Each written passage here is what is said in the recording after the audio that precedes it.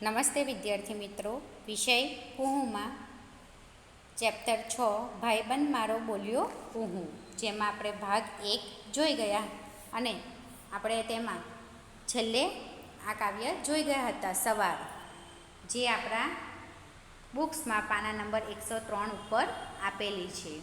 હવે આપણે એક કાવ્ય પરથી આજે અહીંના સવાલ જવાબ જોવાના છે. પહેલો સવાલ છે, ગીતની કઈ પંક્તિ તમને સૌથી વધારે ગમે? ગાઓ કે સરસ રીતે બોલો. જવાબ લખીશું. સૂરજ દાદા આવી આખું કાળું આ બધુએ, ગીતની આ પંક્તિ મને સૌથી વધારે ગમે.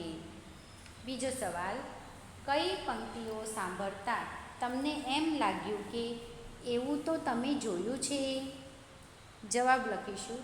કૂણા કૂણા તડકામહી આ પતંગિયાની તોડી, ફૂલ ફૂલ પર બેસી એ તો મઢને લેતી ખોરી.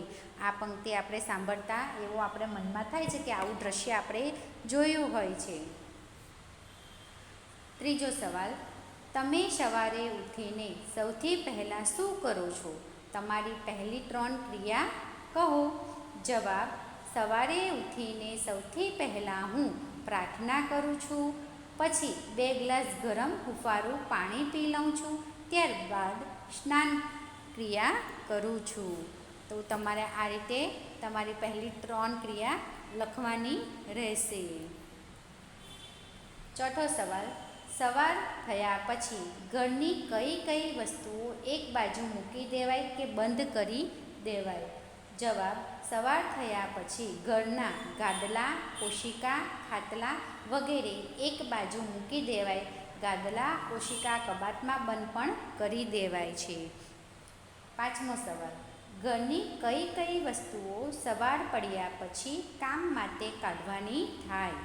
જવાબ, નીચેની વસ્તુઓ સવાર પડ્યા પછી કામ માટે કાઢવાની થાય. પહેલું, ટૂથપેસ્ટ અને ટૂથબ્રશ. એટલે આપણે સવારે ઉઠીને બ્રશ કરીએ છીએ તો એના માટે ટૂથપેસ્ટ અને બ્રશ. બીજું, સાબુ. ત્રીજું, ચા ખાંડના ડબ્બા. ચોથું, દૂધ. અને પાંચમું, સાવરણી. આપણે રોજ સવાર પડે એટલે આટલી વસ્તુનો આપણે રોજ ઉપયોગમાં લઈએ જ છે, બરાબર? એટલે એટલા નામ આપણે લખીશું. છઠ્ઠો સવાલ, તમારા મમ્મી પપ્પા, ભાઈ બહેન,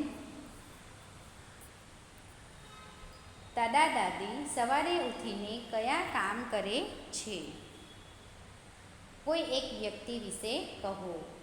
અહીં મમ્મી પપ્પા, ભાઈ બહેન, દાદા દાદી બધાના નામ છે, પણ એમાંથી તમારે કોઈ પણ એક વ્યક્તિ વિશે કહેવાનું છે, અથવા મમ્મી વિશે, ભાઈ વિશે, પપ્પા વિશે, દાદા વિશે અથવા દાદી વિશે, બરાબર?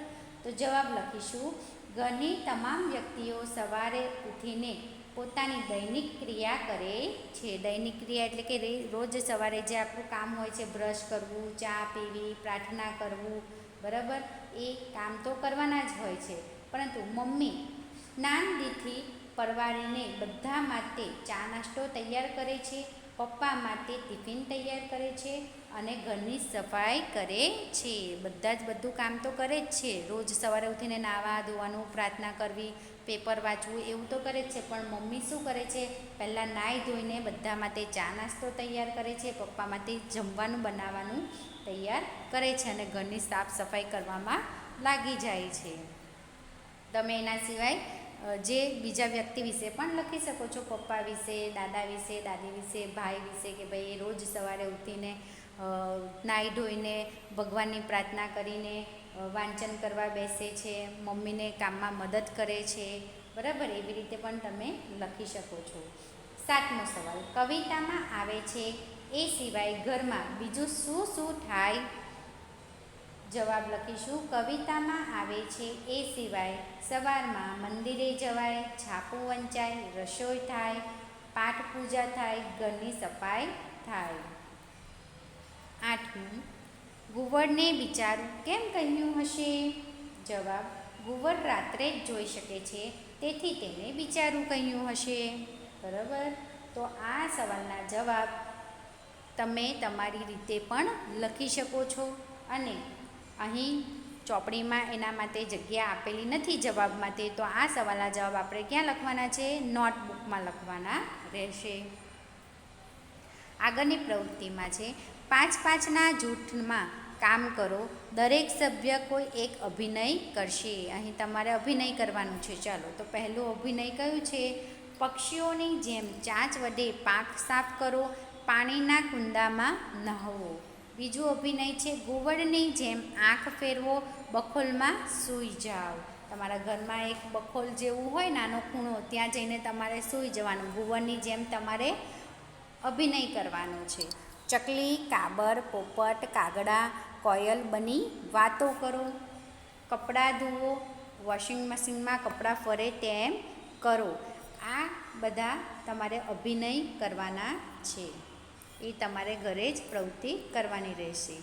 આગળની પ્રવૃત્તિમાં છે ચિત્રને કાવ્યની પંક્તિઓના નંબર લખો. અહીં તમને ચિત્ર આપ્યા છે. ચકલી છે, પછી પારિજાતનું ફૂલ છે, સૂર્યમુખી જેવું દેખાય છે, પછી મેના કોયલ દેખાય છે, કૂકડા દેખાય છે, પતંગિયા દેખાય છે, બરાબર, કાગડો દેખાય છે. તો એ પ્રમાણે ચિત્ર આપેલા છે જે આપણે કાવ્ય પંક્તિમાં જોઈ ગયા. તમે કાવ્ય પંક્તિમાં નામ સાંભળેલું છે ને? સવારે બોલે કૂકડો, એ પહેલી જ લાઈન છે. તો કૂકડો એ પહેલી જ લીટીમાં આવે છે, એટલે આપણે અહીંયા કૂકડાને 1 નંબર આપીશું. પછી સૂરજ દાદા આવી આખું કાળું આભ ધુવે. આભેથી તારાઓ આવી જમીન પર વરત્યા. બોરસલીને પારિજાત આ ટગર બની પથરાયા.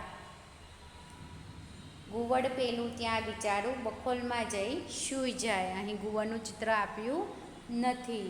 સૂરજ દાદા આવી આખું આભ ધુવે. કચકચ કરતા ચકલા ચકલી, કોયલ ગાતો કુહુ. અહીં ચકલા ચકલીનું ચિત્ર આપ્યું છે, એટલે ચકલીના ચિત્રમાં જો અહીં 7 નંબર લખેલો જ છે, બરાબર. અને કોયલમાં પણ આપણે 7 નંબર લખીશું અહીં, કારણ કે એ પણ એ જ લાઈનમાં છે. તો આવી રીતે અહીં નંબર આપવાના છે. પછી 8મી લીટીમાં આવે છે કાબર, એટલે અહીં તમે 8 નંબર લખીજો.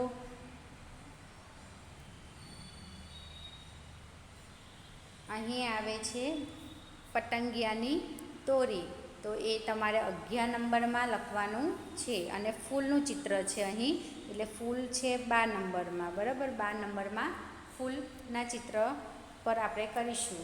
અહીં આપણે બોરસલી કે પારિજાતના ચિત્ર નથી આપ્યું, ખાલી ફૂલો બતાવ્યા છે, એટલે આપણે તેને 12 નંબરની કાવ્ય પંક્તિમાં બતાવીશું. તો આ રીતે આપણે કાવ્ય પંક્તિના આધારે અહીં ચિત્રોને નંબર આપવાના હતા, જે આપણે આપ્યા છે. આ જ રીતે તમારે ચોપડીમાં જ અહીં ચિત્રની ઉપર નંબર વ્યવસ્થિત રીતે લખવાના રહેશે. આગળ પ્રવૃત્તિ છે શબ્દ માટેના વાક્ય વાંચો. તે શબ્દ પરથી એક નવું વાક્ય બનાવો. અહીં એક શબ્દ આપ્યો છે, તેનો અર્થ બતાવ્યો છે, અને એના પરથી આપણે નવું વાક્ય બનાવવાનું છે. વાક્યો આપ્યા છે, પણ આપણે હજુ એક નવું વાક્ય બનાવવાનું છે. ખૂંઢું. ખૂંઢું એટલે શું? લુચ્ચું, બરાબર. વાક્ય આપ્યું છે શિયાળ એકદમ ખૂંઢું સારું સારું બોલીને બીજા પ્રાણીઓને ફસાવી દે છે. એ લુચ્ચું હોય છે, સારું સારું બોલે છે અને બીજા પ્રાણીઓને એની વાતમાં ફસાવી લે છે. બીજું વાક્ય આપ્યું છે તે શાકવાળો ખૂંધો છે, તમારી જ દુકાન છે એમ કહે ખરો, પણ 2 મરચાંએ વધારે ના આપે. શાકવાળો કેવો છે? લુચ્ચો છે. એ પણ સારું બોલે કે આ તમારી જ દુકાન છે, અહીંથી જ શાક લેવાનું એમ, પણ કોઈ ધારા પણ આપણે 2 મરચાં વધારે માંગીએ તો એ આપતો નથી. હવે આપણે અહીં ત્રીજું વાક્ય લખીશું. તે ખૂંઢું હસે છે, જોજે ફસાઈ ના જતા. બરાબર. તે લુચ્ચો હસે છે, જોજો તમે એની વાતમાં ફસાય ન જતા એમ. બીજું છે બિચારું. બિચારું એટલે સાવ નબળું, બાપડું, દયા ખાવા જેવું. આપણે કોઈની પર દયા આવે ત્યારે આપણે કહીએ છીએ બિચારું, બરાબર. અહીં વાક્ય આપ્યું છે ગાડી નીચે પગ આવી ગયો, બિચારું કૂતરું, કોઈ ડૉક્ટર બોલાવો. બીજું વાક્ય છે એ બિલાડી જરાય બિચારી નથી, એકદમ ખંધી છે. એટલે કે આપણે એની પર દયા ખાવા જેવી નથી, એ કેવી છે? એકદમ લુચ્ચી છે. અહીં ત્રીજું વાક્ય આપણે લખીશું બિચારા વિનુભાઈ સમજણ ઓછી તેથી કેવા હેરાન. બિચારા વિનુભાઈ સમજણ ઓછી તેથી કેવા હેરાન થાય છે. બરાબર, આ વાક્ય આપણે અહીં લખીશું. એની આગળના પેજ ઉપર છે પાના નંબર 105. ત્યાં પણ આ રીતે જ પ્રવૃત્તિ છે. બખોલ એટલે ઝાડ, પહાડ કે જમીનમાં પાડેલું બાકું, ગુફા જેવું પોલાણ. જે ખૂણો હોય છે નાનો, આખું જમીન હોય એની વચ્ચે એક જે ખૂણો હોય તેને બખોલ કહેવાય છે. ઘુવડ માટીના ટેકરા કે પહાડ પર બખોલમાં રહે, લખડખોટ બખોલ જેવો મારો બનાવે.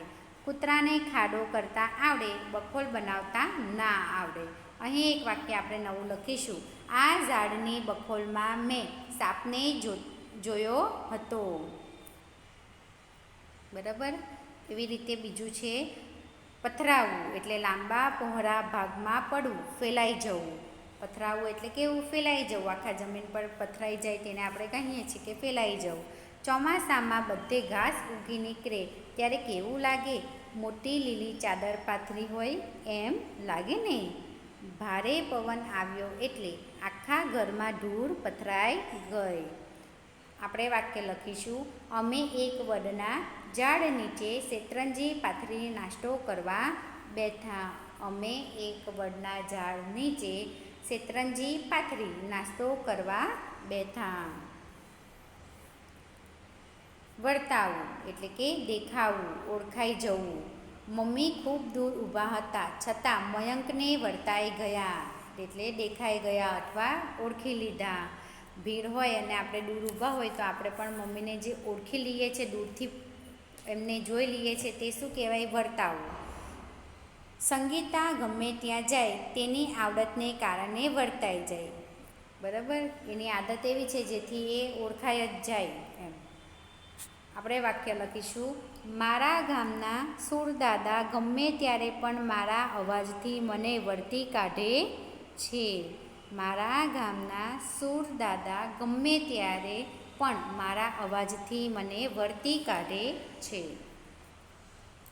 ખૂએ, ખૂએ એટલે ખોડે, ઉપર નીચે કરે, જમીનને ઉપર નીચે કરીને ખોડે છે એમ.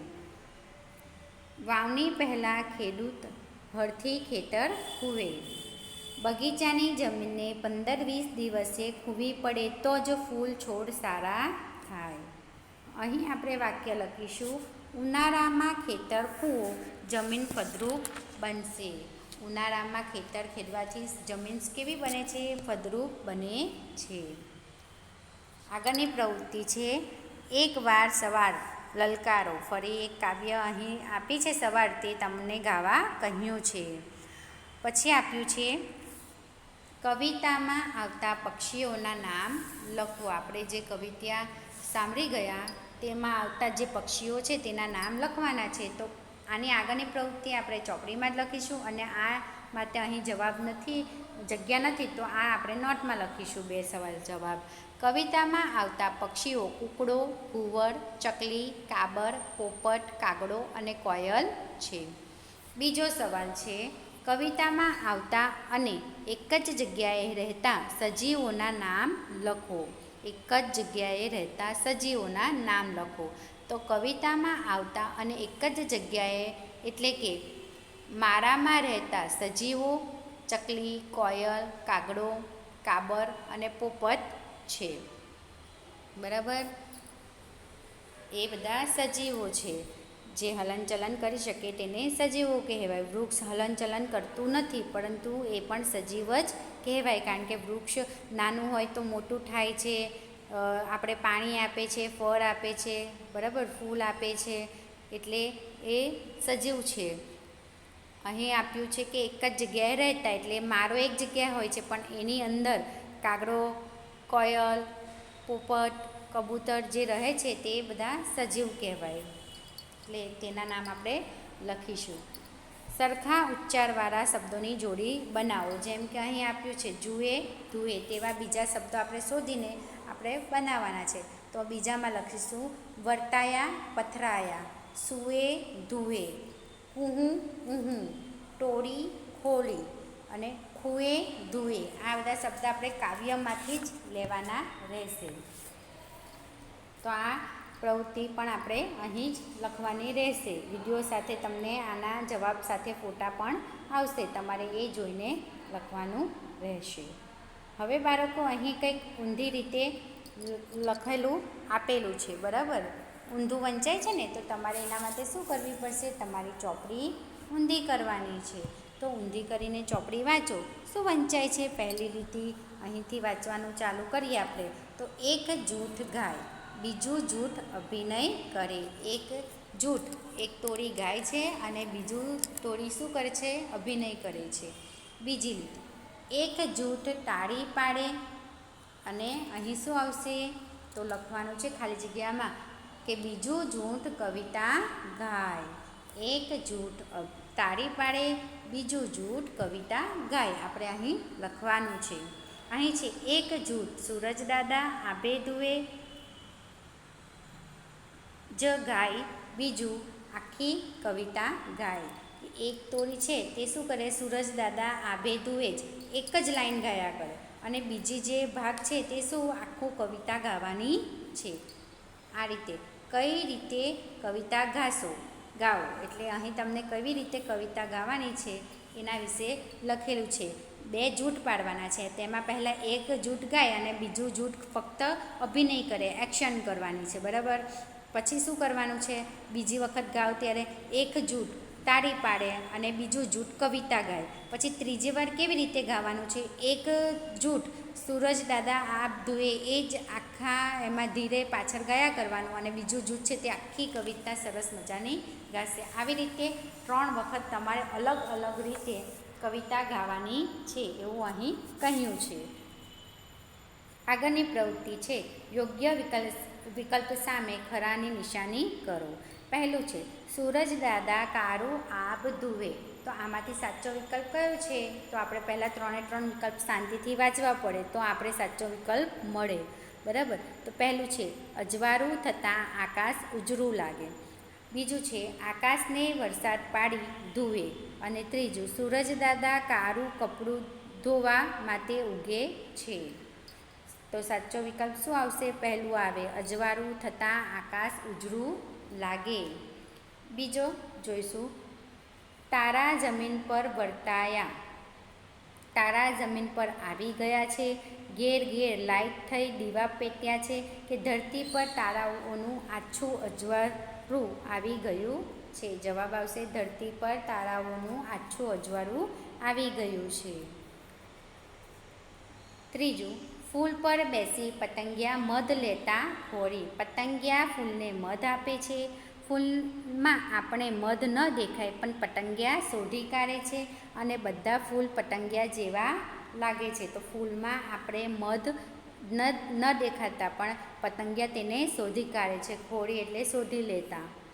ચોથું બોરસરીને પારિજાત તગર બની પથરાયા.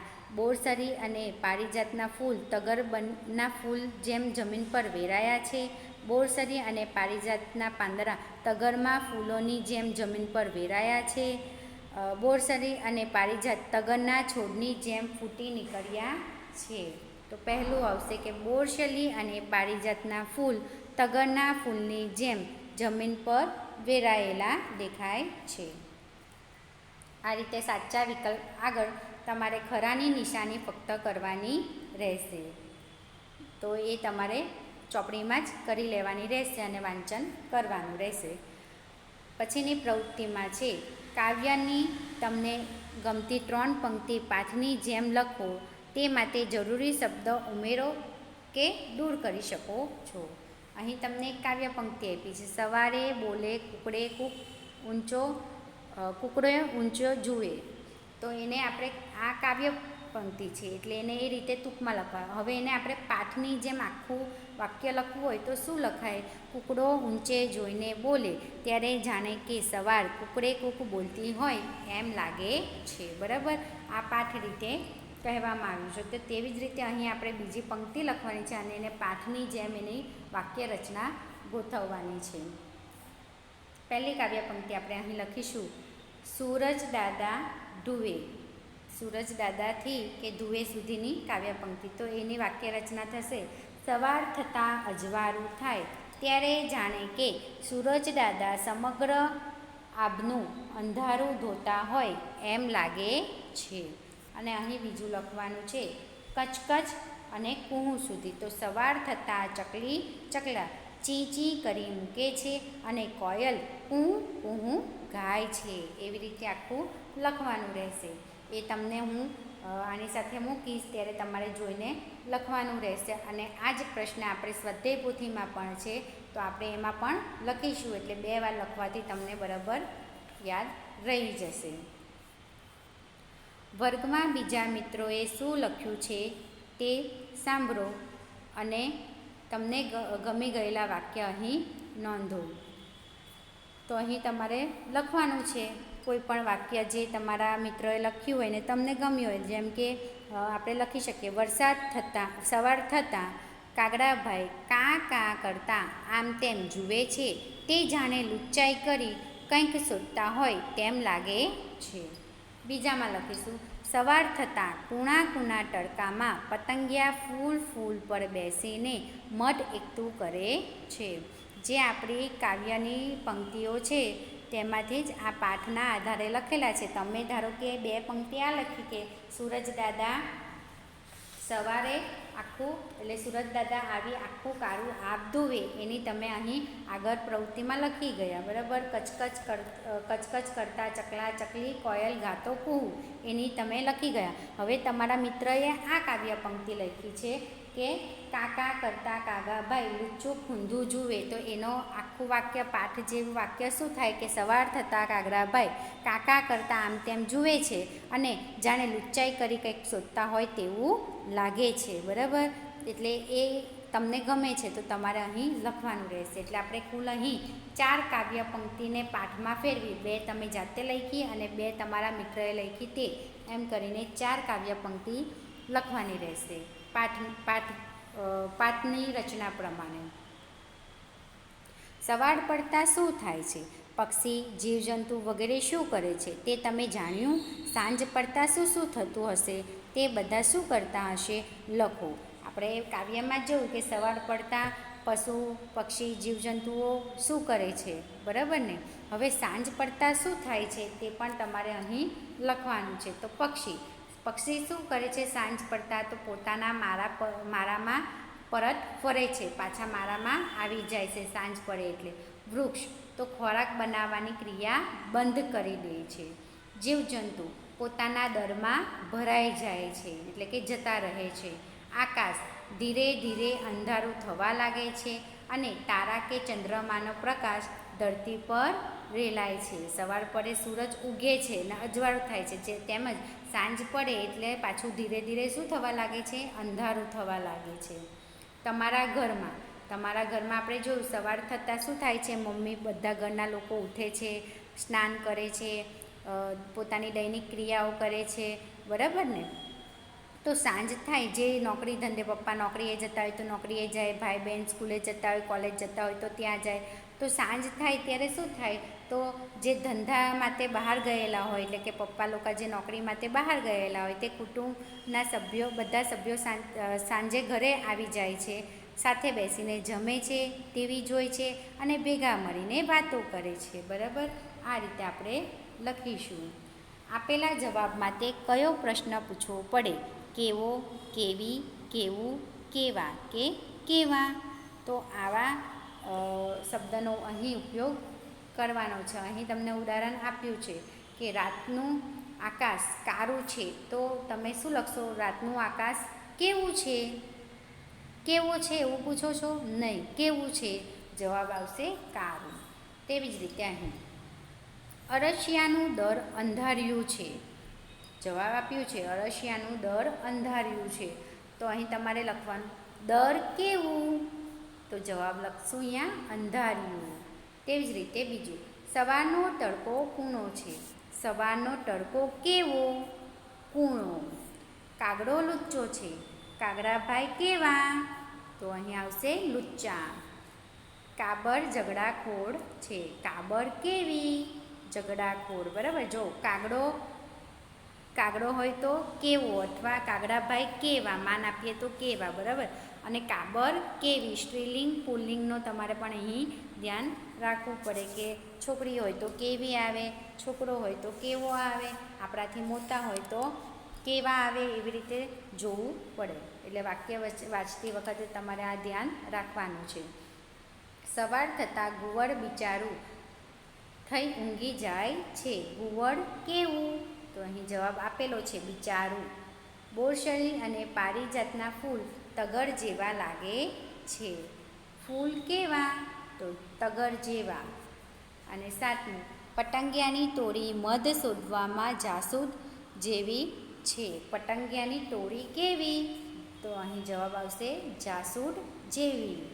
બરાબર છે. આ રીતે આપણે આ પ્રવૃત્તિ ચોપડીમાં જ લખીશું. અહીં છે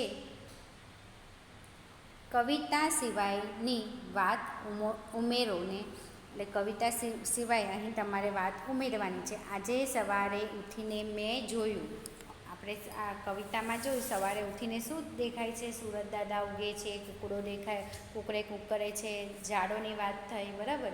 આપણે અહીં કવિતા સિવાયની બીજી વાતો લખવાની છે. તો હું લખીશ, જે બોલું છું તે તમારે લખવાનું રહેશે, બરાબર. હું મારી રીતે જે બોલું છું તે તમે લખી શકો છો. તમે તમારી રીતે પણ સવારે ઉઠીને જે દ્રશ્ય જોવો છો તે તમે લખી શકો છો. તો આજે સવારે ઉઠીને મેં જોયું કે સૂરજ દાદા પૂર્વ દિશામાંથી સોનેરી કિરણો ધરતી પર પાથરી રહ્યા હતા. ઝાકળના બિંદુઓ મોતીની જેમ ચળકી રહ્યા હતા. મંદ મંદ પવન શરીરને તાજગી આપી રહ્યો હતો. શેરીઓ અને સોસાયટીમાં ચહલપહલ શરૂ થઈ ગઈ હતી. દૂધવાળા, છાપાવાળા પોતાના કામે લાગી ગયા હતા. કેટલાક માણસો મોર્નિંગ વોક કરી રહ્યા હતા. બાળકો શાળાએ જઈ રહ્યા હતા. પક્ષીઓ કલરવ અને મંદિરનો ગંતરાવ વાતાવરણને મધુર બનાવી રહ્યો હતો. બરાબર. આજે સવારનું દ્રશ્ય મેં આવું જોયું, તમે પણ એવું જોયું હોય તો તમે પણ લખી શકો છો. એની આગળની પ્રવૃત્તિ છે, ચાલો પેલું તોફાની ગીતડું ગાઈએ, એક તોફાની બાળકશ. જે આપણે પહેલાં શરૂઆતમાં ભાગ 1માં ગીત જોઈ ગયા, તોફાની છોકરાવાળું, તોફાની બાળકશ છોકરો, બરાબર. તો એ ગીત ફરીથી અહીં તમારે ગાવાનું છે.